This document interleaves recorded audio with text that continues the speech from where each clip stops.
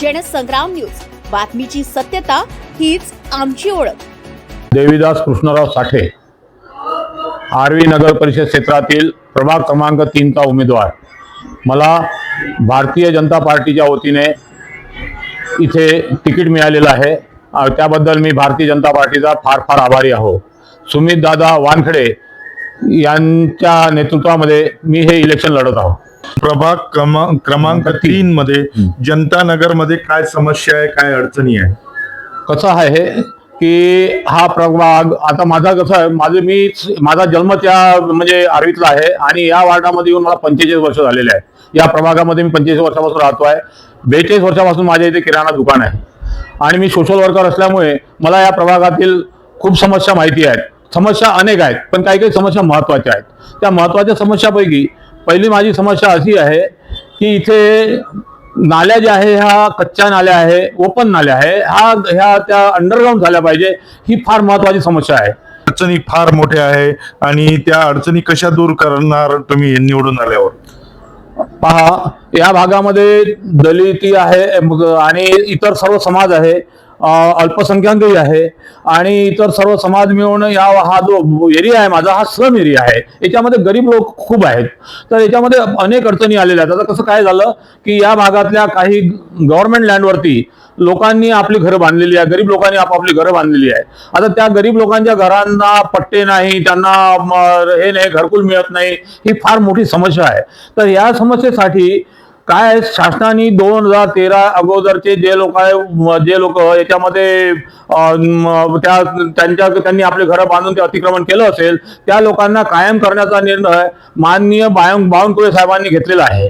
आणि त्याच्यामुळे त्याचा आधार घेऊन माननीय सुमित दादा वानखडे, आमचे लाडके आमदार, यांच्याशी आम्ही पाठपुरावा आणि यांच्या शक्तीनिशी सरकारशी लढून या समस्या सोडवण्याचा मी पुरेपूर प्रयत्न करणार आहोत.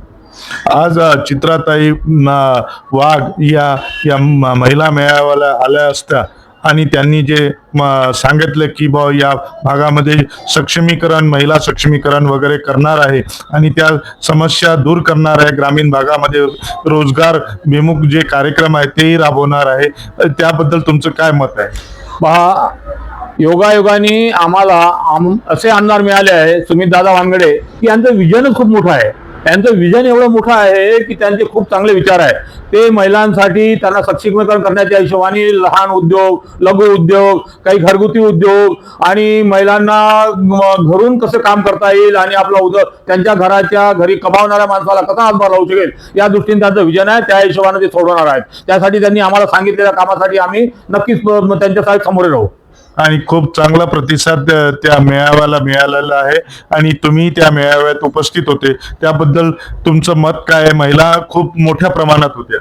हो, महिला उत्सुक होत्या. याचं कारण असं आहे की बरेच दिवसापासून असा कोणता मेळावा आमच्या शहरामध्ये झाला नाही आणि त्यामुळे आज हा महिला मेळावा त्यांनी इथे आयोजित केल्यामुळे महिलांना खूप उत्साह होता.